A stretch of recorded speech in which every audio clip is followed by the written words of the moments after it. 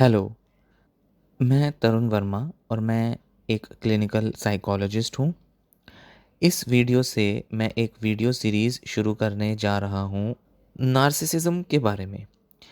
Video series का focus होगा कि नार्सिसिस्ट लोगों के साथ कैसे डील किया जाए, कैसे इन लोगों के साथ हम अपनी लाइफ को मैनेज करें और कैसे इनके साथ सर्वाइव किया जा सके। इस बारे में ये पूरी वीडियो सीरीज़ होगी।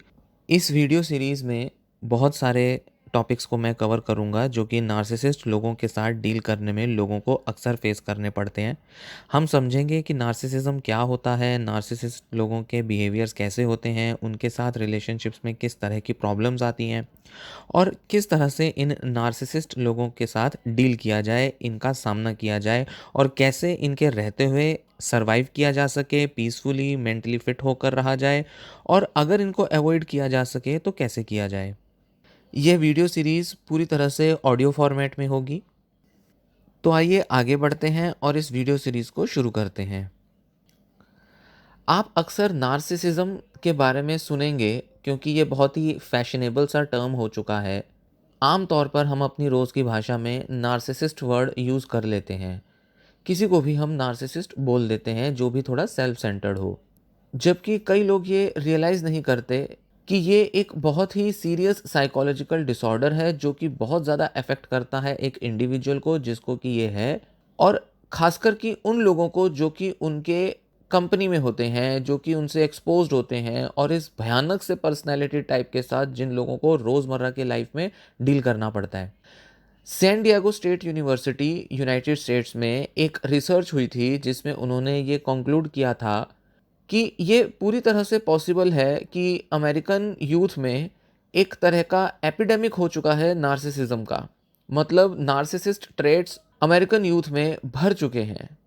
रिसर्चर्स ने ऐसा बताया कि ये जो सेलिब्रिटी कल्चर है, परमिसिव पेरेंटिंग है और इंटरनेट ने सब ने इस एपिडेमिक ऑफ नार्सिसिज्म को कंट्रीब्यूट किया है। एबीसी न्यूज़ जो कि एक अमेरिकन न्यूज़ चैनल है, उन्होंने एक न्यूज़ स्टोरी को भी फिल्म किया था, the rise of narcissism in America.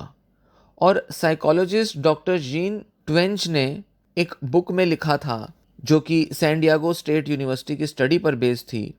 उसमें उन्होंने बताया कि पिछले 2 दशकों में अमेरिका में 67% मतलब 67% इंक्रीज हुआ है नार्सिसिज्म में।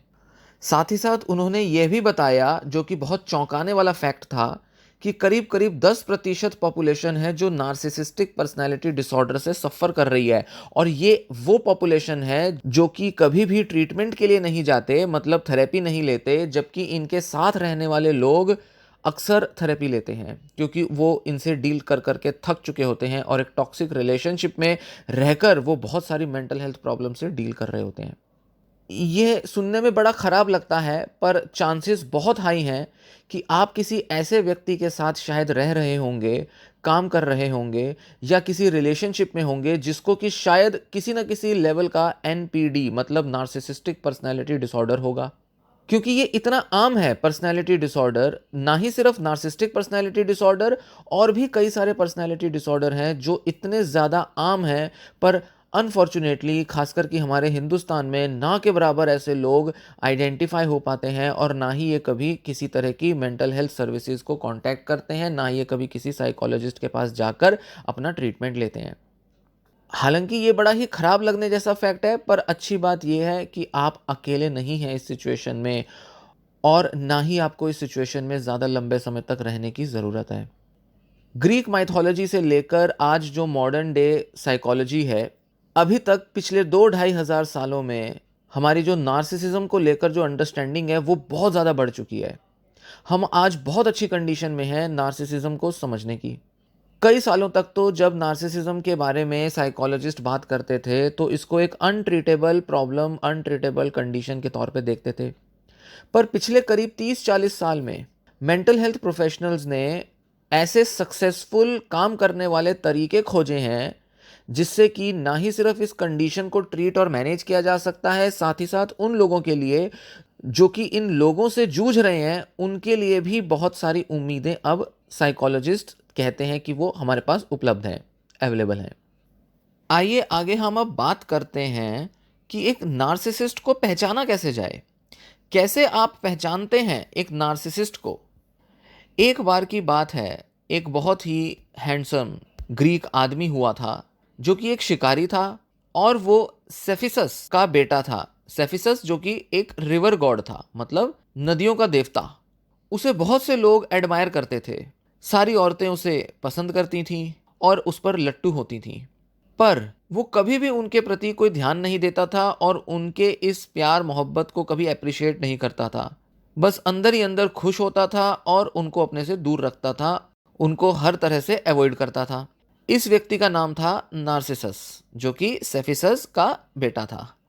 एक बार जब नार्सिसस जंगल में खाना ढूंढ रहा था, तो एक महिला इको, उसने उसे देखा और वो उसके प्यार में पागल हो गई और उसको फॉलो करने लगी। नार्सिसस को ऐसा लगा कि शायद उसे फॉलो किया जा रहा है, उस पर नज़र रखी जा रही है, और इको ने उसे खुद को रिवील किया और उसको गले लगाने की कोशिश की। उसने उसे अपने सामने से हटा दिया और बोला कि मुझे अकेला छोड़ दो, मेरे यहाँ से चले जाओ। इको को बहुत बुरा लगा, वो पूरी तरह से टूट गई, उसका दिल पूरी तरह से मायूस हो गया और वो बाकी का पूरा जीवन जंगलों में भटकते हुए उसने बिताया, तब तक जब तक कि वे पूरी तरह से नष्ट नहीं हो गई और जो भी उससे बचा था वो केवल एक इको था, केवल एक गूंज थी।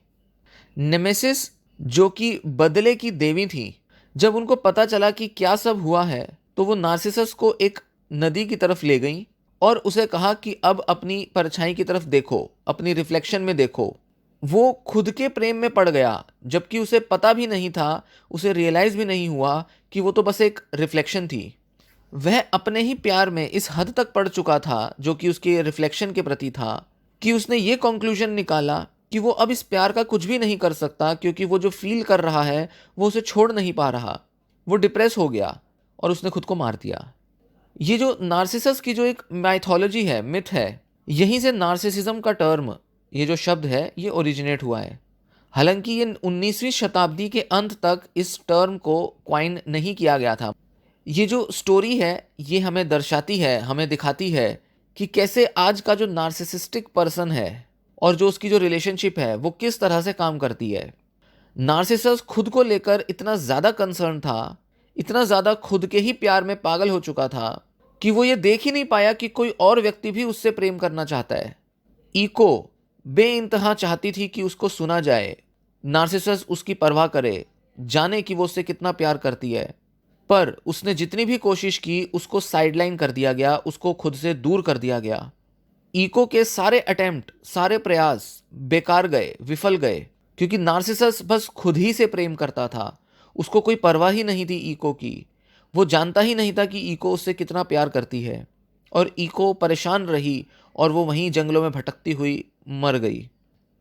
इस स्टोरी के काफ़ी सारे वर्जन्स हैं, और एक में तो ये भी बताया गया है कि नार्सिसस इतना ज़्यादा घमंडी हो चुका था कि जब भी कोई उससे प्रेम करने की कोशिश करता था तो वो तो डर जाता था, घबरा जाता था।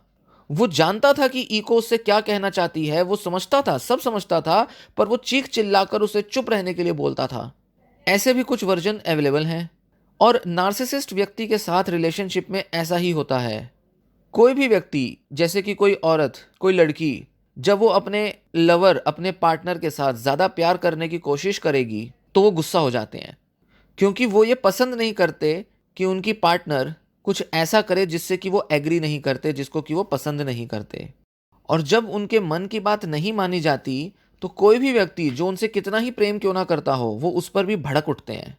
जैसे कि ये माइथोलॉजिकल कहानी रिवील करती है, एक नार्सिसिस्टिक पर्सन जो होता है वो खुद ही को डिस्ट्रॉय करता है और साथ ही साथ उन लोगों को भी बर्बाद कर देता है जो कि उनसे प्रेम करना चाहते हैं।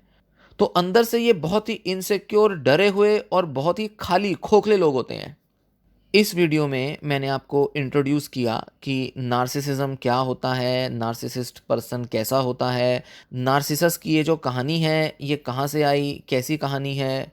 इसके बारे में आगे आने वाली वीडियोस में हम बात करेंगे और अच्छे से नार्सिसिज्म को समझने की कोशिश करेंगे और जानेंगे कि कैसे एक नार्सिसिस्ट व्यक्ति के साथ डील किया जा सकता है और इन लोगों से कैसे अपना बचाव कर सकते हैं हम।